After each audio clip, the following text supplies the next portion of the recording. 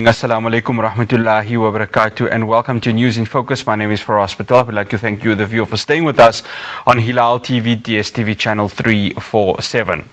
Now, a report by the International Energy Agency has recommended that governments, businesses and households reduce the demand side strain on energy markets. This comes as energy prices have continued to skyrocket because of the US-Israel war on Iran. In South Africa, more pain at the pumps is expected next month if the conflict continues, even as consumers endure high petrol and diesel costs. Top legal firm Clifford Decker Hofmeyr is urging employers to reintroduce work-from-home policies to reduce staff travel. Now, several countries like Egypt, Thailand and Vietnam have urged remote working or shortened working weeks to combat rising prices and potential shortages, I beg your pardon. Now, Leila Moosa is a senior associate for employment law at Clifford Decker Hofmeyr Incorporated, and she now joins me via video link from Cape Town. Assalamu alaikum, Leila, and thank you so much for joining us. Walaikum salam and good afternoon to your viewers. Thank you for having me. No, it's an absolute pleasure. Leila, given the economic and social benefits for many, would you say questions around remote work have become urgent, or are we not there yet? Yeah, so it's a tricky one. I think the starting point is that from a legal perspective, there is no statutory or legal right for a person to work remotely. Now, whether or not someone has another form of a right to work remotely is a different question. That may exist in terms of their employment contract or perhaps an employer-specific policy that deals with remote work. Now, what we're dealing with now is we've got additional considerations from an economic perspective and perhaps other elements of social pressures and perspectives that are calling on employers to perhaps rethink whether or not those specific policies are put in place. And if they are in place already, whether or not that frequency is now being revisited and what that would look like. So I think we really are in a very interesting time where we are going to see change possibly over the coming weeks. Well, these measures have been implemented, Leila. Had it had the desired results, sort of the less demand and money saved? Yeah, so that's also an interesting question because it's quite industry specific. And I think in South Africa, where we have a very broad workforce that ranges from, we've got people in our primary sectors, in our manufacturing sectors, in farming, where they've got to be on site, where they've got to be perhaps, working in a mine, etc., versus another portion of our workforce who are perhaps office-based and who may be able to more easily adapt to working from home. Now, the results that we've seen just from a social perspective has varied for employers. I think many employees who work in those office-based settings have personally said that they are experiencing some form of saving, but we have to contrast that with what we're seeing from an employer production and productivity perspective and look at those results holistically. So I think there's no one perfect answer, but for employers, they certainly need to look at what their workforce is doing, what their business needs, and how those two align.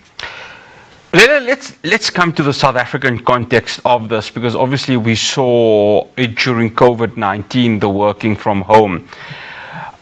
From our local context, would you say we are also headed towards an affordability crisis? Because look, obviously we're not bringing in the political aspects of this, but there seems to be no sort of resolution with regards to what we are seeing within the Middle East. So are we heading towards that potentially happening? Yeah, so I think from a local perspective, I can tell you from a legal perspective, we haven't seen any formal changes that have been proposed. But that is not to say that just from what we've seen in terms of publicly available media, that there isn't perhaps a call to additional financial and social pressures from a South African perspective.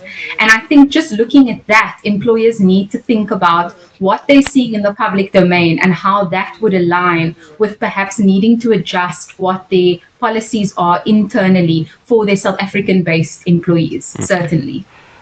Leila, what would you say to employers who are worried about productivity should the work from home sort of aspect become policy? Now, obviously within the labor law, and I mean, you would know much better being within the industry that, of course, the employees have as much rights as the employers, I beg your pardon, would have much rights as the employees. So, sort of your messaging to employers, given that, of course, this hasn't become policy as yet, but the talks are rumbling on with regards to this. Sure. So again, formally, I haven't seen anything. But in the event that an employer does decide themselves to introduce something like this, whether it be contractual or just in terms of a discretionary policy, I think it's very important that they take a very structured and perhaps phased approach in how this is introduced and implemented. So I think the first step there would be look at what your contracts and policies say and whether this is something that you can implement.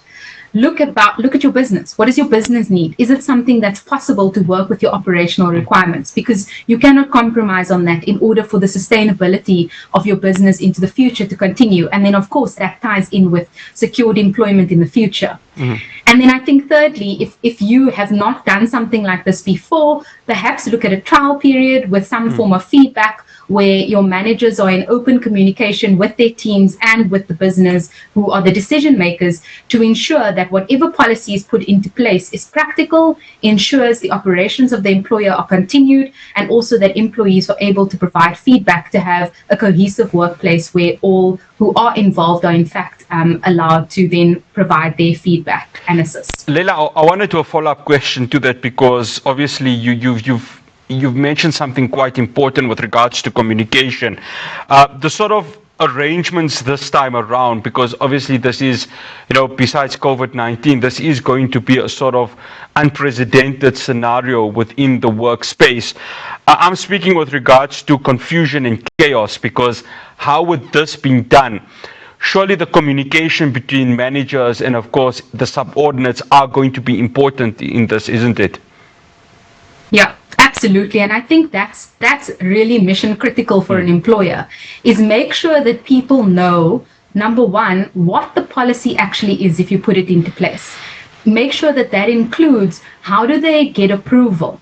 Who do they notify? When do they notify? How much advance of notification is there? What flexibility is there in those notifications?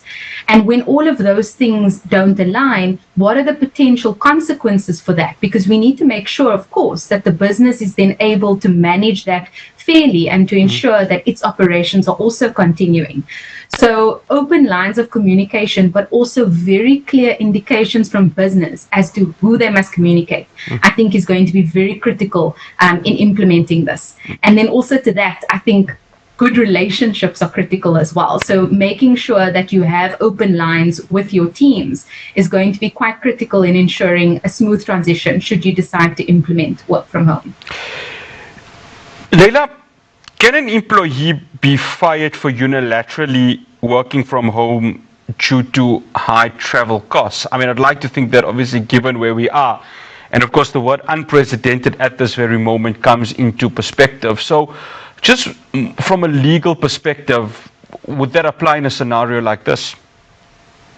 So I think dismissal is it is the most extreme consequence for an employee. And of course, something like choosing to work from home where you're not permitted to do so would be in the misconduct realm from an employment perspective. Now, if you're not allowed to do it and you simply decide in breach of your employment to do so, it would certainly allow your employer to address that from a conduct perspective, because an employer is within its rights to regulate the employee's conduct and to require that the employee is in fact tendering their services to the business as they are contracted to do. So whether or not it will result in dismissal or a conversation or a warning would depend on the seriousness of the offence or the repetition of the offence. But certainly where employees are specifically instructed that they must attend at work, it is not within their rights then to decide that they're going to do something completely different and contrary to their employer's instruction, particularly where they have no existing contractual right to do so.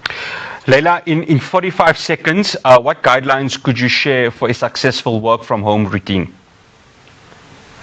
I think ensuring that you're very clear on what your outcomes are and your deliverables for your employer is the first and foremost important thing. And then ensuring that you're able to have regular contact with your team is also important, so that you can keep checking in with the office, and perhaps also just making sure that you check into office, if possible, at least once a week, or whatever works for your business, so that the team cohesion is maintained and one is not feeling isolated while working from home. Leila Moosa, absolute pleasure having you, and thank you so much for joining us. Assalamu alaikum. Alaikum salam. Thank you. That's Leila Moosa. She's a senior associate for employment law at Clifford Decker Hofmeyer Incorporated. We are going to be going to another part of the SADC region.